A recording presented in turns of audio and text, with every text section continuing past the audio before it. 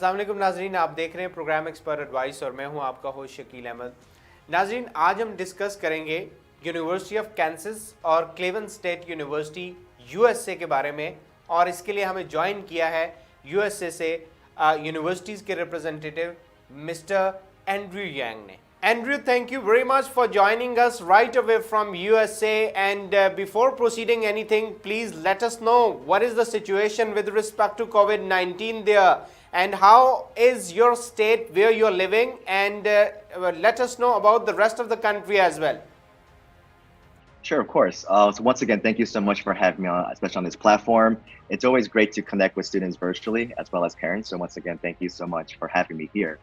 COVID-19, this is something that affects all of us, especially in every given state, country, etc. I'm currently based in New York, and one of the things that you really see a lot of New York in the news currently being one of the most impacted states. But I'm really happy to announce that things are moving definitely in the right direction. Cases have dropped, cases are plateauing, and this is something that is, I would say, replicated across the United States. We are seeing a significant decrease of cases. And now we're looking to, I would say, resume our economy and hopefully welcoming students as soon as possible to our respective universities. Oh, that's really great. And we always become happy once we listen that the cases are getting dropped everywhere in the world. So this is something fantastic and a ray of hope for the whole nation, or you can say a ray of hope for the whole world as well. So moving ahead, Andrew, as you're representing Cleveland State University USA and University of Kansas USA, so what you have to say about the facilities provided by these universities in this current pandemic for the students who are already enrolled on campus, those who have traveled internationally to study there in USA. So elaborate a bit about the facilities they were provided during this pandemic to the students there. Sure, of course. So one of the key, I would say, really important things that you mentioned was making sure that we, especially at a university, have resources allocated, not just for international students, but all students in general, students, staff. We wanted everyone to feel very safe, secure, but also make sure that there were less interruptions in our daily lives, especially respective to courses, classes, and just that engagement. So one of the great things about the universities that I work closely with, as you mentioned, Cleveland State University and the University of Kansas, is that we really had measures from the university, from the community, from the city, the state, that really made it really effective for our students. One of the key component was that if we had any students who really didn't want to be in the dining hall, for example, we had takeaway boxes and options so that students can have their meals in the comfort of their own residence. Any students that also felt uncomfortable, we were able to relocate them to different housing options where students will be staying by themselves in their respective residence halls. So those are, I would say, safety measures as what we call social distancing measures to ensure that students were safe as well as sound. Classes, I'm sure, as you know, for students who are in the spring semester, for example, they were all online. But when we say online, it's not just you sit in a classroom and then that's it. Students were also able to have virtual support from our student services teams, from academic team. Tutoring sessions were still in play. A lot of that engagement was something that was still available. And furthermore, we also provide a healthcare package for all of our students who are on campus, from hand sanitizers, gloves, masks. We really wanted to make sure that students felt safe, secure, and also had a place to call home. And you let us know how many Pakistani students are currently studying in these two universities, and how much optimistic you are, the prospective students from Pakistan who are thinking to study in future on campus, in person for coming intakes. So how much you're optimistic that when they would be capable to study in person on campuses there in USA? Sure, of course. So I would say within the University of Kansas, we have over 100 students from Pakistan in all various majors, as well as all various tracks within the programs. Some were incoming freshmen, first-year students. Some are sophomores, juniors, seniors, etc. And very similar numbers within Cleveland State University. So one of the things I just wanted to highlight as well is that all universities in the United States are really eager as well as really excited to welcome our students from Pakistan. I visited Pakistan myself, and just even interacting with students, I'm really excited to see them on campus. And I know that every university in the United States is as well.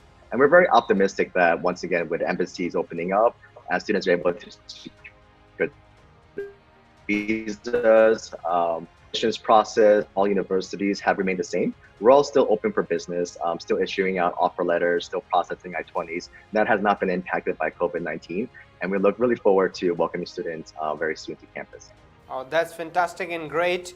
And if we ask about these two specific universities, so what are the different hot courses for Pakistani community students that they can avail in future semesters if they are willing to study there in these two universities? So let us know a little bit about courses and most importantly the eligibility criteria to get into undergraduate and postgraduate programs. Sure. So I think one of the key important things that a lot of our students from Pakistan are looking to pursue is a major within one of the STEM designated majors and fields. STEM stands for science, technology, engineering, mathematics. So a great bonus within this set designated STEM major is that students post-graduation are able to able to work up to 3 years in the United States post-graduation, whether you're an undergraduate student who graduates or whether you're a graduate student who graduates. Once again, I would say fields within engineering, from computer science, from mechanical engineering, a lot of those courses are quite popular. Even within School of Business, I know business is really popular in Pakistan as well as courses such as business analytics, which is up and coming as well as quite popular in demand. I get a lot of questions in regards to courses or even classes related to artificial intelligence, data mining, robotics, and those are all within electives and classes that are also available at both universities.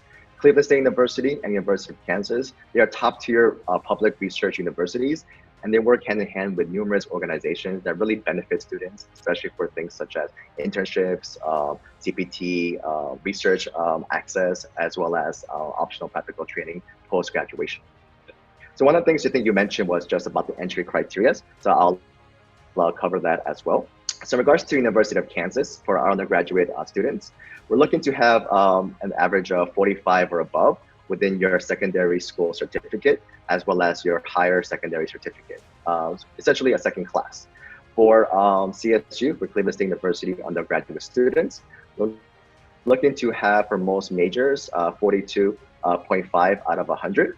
And if you're looking to pursue a track within the engineering majors at Cleveland State University for undergrad, then we're looking for 50 out of 100. For our postgraduate students looking to major in courses such as Master's in Information Systems, which is under the College of Business, or from civil engineering, mechanical engineering, computer science, chemical, biomedical, all of those components, we're looking about a 2.7 to 3.0, once again, 50 second class. Okay, that's great. That's great. And what about scholarship opportunities for Pakistani students in these two universities especially? Great. So one of the things that I would say, especially in these current times, one of the things that both universities was really able to do was take a look at our scholarship pool, our opportunities, and see exactly what additional increases can we supplement? How better can we also assist our students? This is something that from the president to the deans of colleges from both the universities think about when we're also talking with scholarship allocations. So within CSU as well, one of the great components for our postgraduate students looking to major in MIS or any of the engineering fields is that we're able to offer scholarships ranging between 2,980 to over 3,550, depending on the major, which ultimately brings down their tuition cost to $7,000 the first semester, which is fantastic for all of our students and really excited about it as well. For our undergraduate student, via the platform of AC Live, we're able to offer scholarships of $5,000, which brings the first semester down to $9,000. For University of Kansas, we have 4-year rolling scholarships offered every single year, so up to $9,000 per year. That's our 4-year renewable scholarship. And we also have availability to increase the first year as well, an additional $3,000.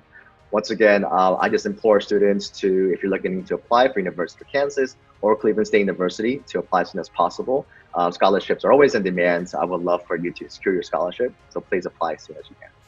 That's great and fantastic. As you have discussed about AC Live, so let our audience know a little bit more about AC Live. What is it actually, and how it's beneficial for the students, please? Sure. So AC Live is a platform that is filtered from the University of Massachusetts, and they have numerous partnerships across many different universities, Cleveland State University being one of the partnerships that they also have as well. Ultimately, students are able to take classes online in a very virtual, immersive classroom experience. The technology is state-of-the-art technology. Professors can see exactly what you're doing. So it really replicates this, I would say, classroom experience that students will expect once they come on campus as well. So students will be taking courses that will go towards your first semester, first year, your degree. So you will not lose credits. You also will have additional discounts, once again, via the live platform. And you also receive numerous in-country support from our academic counselors who are there, or your teacher's assistant, as well as professors having office hours. We have a live visa support team. We have a live in-country tech team that really helps students throughout their whole process. So really, I would say state-of-the-art technology that really brings the classroom to you. Andrew, let our audience know and their parents that as the students were engaged with different part-time jobs once they were studying in the university, but now keeping in view the situation. So what is the situation of the students now if we talk respectively, or if we talk importantly regarding student part-time jobs there? Sure, of course. So I'm actually really happy to report that a lot of our students who were able to secure on-campus jobs still have those on-campus jobs as well. I have some students who are currently in their second year of their studies, for undergraduate students who had an internship, and those tech companies were actually still able to keep on the students for the internships, obviously remotely, virtual. But nowadays, the world has moved on to a virtual world currently. And so our students were also able to be part of that. And they're still engaged with their current employers, are still working on projects with their current employers. That hasn't changed. And I just would like to just reiterate the stability of that, as well as that students still have those set opportunities. Okay, great.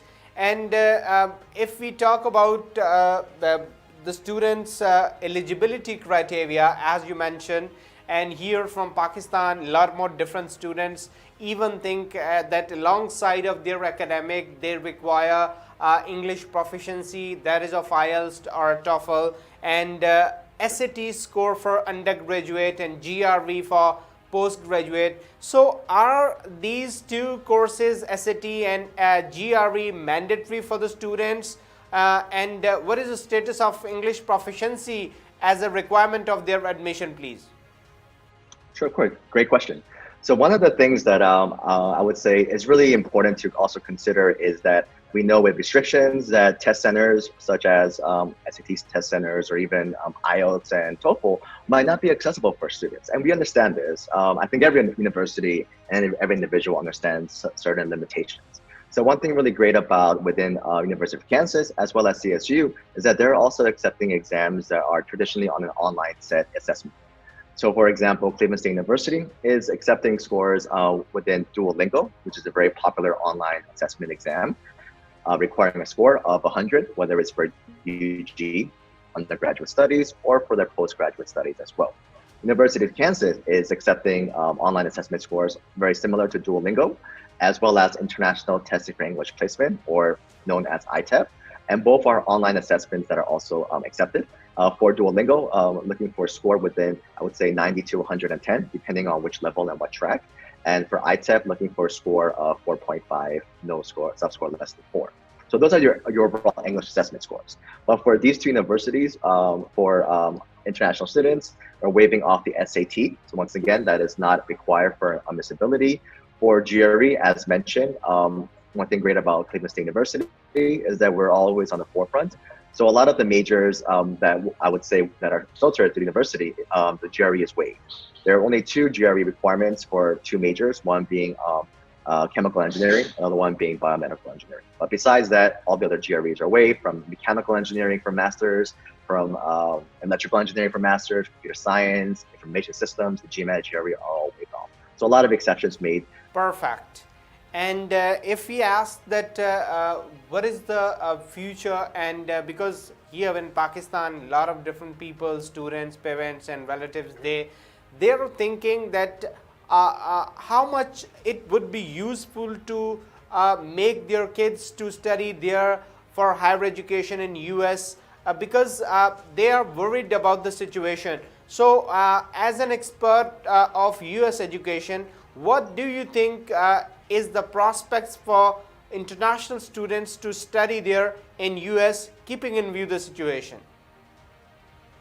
Sure, of course. So one thing I would say, just to reiterate, and this is something that I can speak on behalf of every single individual in higher education, from professors to administrators to deans of colleges and president of universities, is that education will never go away. Education is always valued, and it really is a foundational stepping stone towards anyone's success, whether it's going to be within the field of academia or within career services, etc., and in many different fields. So education is something that will always be prized. And the United States has always been on the forefront. We have numerous top-tier research universities, as I mentioned, University of Kansas and Cleveland State University. The number of jobs that will always be available will always be accessible for our students. Great. And Andrew, if I ask that, a lot of different Pakistani students or international students, they might be confused at the moment. Either they are thinking to apply to these universities, to US universities right now, or they should be waiting for coming a better time to apply for. So being an expert, what you have to advise them with respect to their initiative to take application process? Sure, of course. So one of the things that I would just want to once again reiterate is that universities are still open for business. A lot of universities are also actually going to be opening up in the fall semester. Once again, for international students themselves, there are certain other additional criteria that might not be the same for domestic students, such as visa officials opening up for visa issuances, or even for flights, for example, international flights. So there's three set kind of criteria. Universities have to open, embassies have to be issuing out visas, as well as flights accessible for students. So those are things that are always in the works. And one of the things that I would say, especially for this upcoming fall semester, is to always encourage students to, don't delay your studies, stay on track. A lot of times I do get questions from parents as well as students, just like you mentioned. Should I still set my plan for fall, or should I defer for spring? I always encourage students to, across from whichever university you apply to, do not defer your intake. Set for schedule coming in fall, because a lot of universities, as I mentioned, will be opening up for fall. And a lot of great things that, once again, students can consider is that whether they do the first semester online virtually, you will be taking the exact same classes as if you were there on campus. You'll be receiving the exact same access opportunities. And furthermore, you'll also save additional up to probably a semester of tuition costs, because you will not be spending money on housing, dining, insurance, meal plans, spending anything in the US. So you really do add up and have a lot of cost saving metrics. It really makes it beneficial. As well as entry requirements and admissions for universities currently right now is accessible for all students. Okay, great. And Andrew, if I specifically ask about why one need to apply to these two universities, so tell us in general, what are the points of attraction for Pakistani students to apply to these universities? So one of the great things about Cleveland State University, as well as University of Kansas, is that they are, once again, tier 1 public research universities. Essentially what that means is that students will have so much access. Not only will they be studying at a very prestigious university where they will receive really highly sought after education and a high sought after academic portfolio, but they will also have access to so many companies that just really spans the United States, the city, the state, and also internationally as well. So a lot of access, which is really important. When students are studying in the United States, it's not just a reputable university that students want to attend, it's also the consideration of, well, what opportunities can that university provide me? What kind of access can they give me for internships, for research facilities, from a really important American cultural experience as well. And those are all the components that really students do get within CSU and KU. And furthermore, within those set universities, they're also located in cities such as Cleveland or Lawrence, where it is very affordable for students. So it's not just, once again, tuition costs that students have to consider. It's also cost of living, as I mentioned. And both universities and cities are very affordable for all students. So you really get the best of everything. Affordable cost of living, affordable tuition costs, and a highly prestigious universities, which offers so much access for our students. Andrea, in the end, if you have any message for Pakistani students, so please go ahead. Sure. So one of the things that, once again, I would say speak for a lot of universities out there, not just in the US, but just globally. We know that the world is in an ever-changing current situation right now, in a current situation and place in our current lives. But one really consistent common factor for all countries and as well as all universities is that they're open for you. Especially in the United States, we're really eager to welcome our international students back on campus. And we know that throughout all the current struggles, education will always be highly valued. And one of the things I would say for all of our students is that universities are really making sure that students have that financial support, that have that academic support. And we really want to make sure that all of you have those opportunities. So once again, stay safe, stay well, and I really hope to welcome you all on campus. Andrew, thank you very much. And you have given us a complete insight about these two universities situated in US. We are much obliged once again. Take care of yourself and your family. Thank you. Bye-bye. Thank you so much. Thank you so much. नाज़रीन, आपने programme देखा. Andrew ने detail से university of Kansas और क्लेवेलैंड state university के बारे में तलबा को गाइड किया. उम्मीद है आपको प्रोग्राम पसंद आया होगा. अपने फीडबैक से ज़रूर आगाह कीजिएगा. अगले प्रोग्राम में हाजिर होंगे एक नए एक्सपर्ट एडवाइस के साथ. तब तक लिए इजाज़त दीजिए. अल्लाह हम यूनासिर.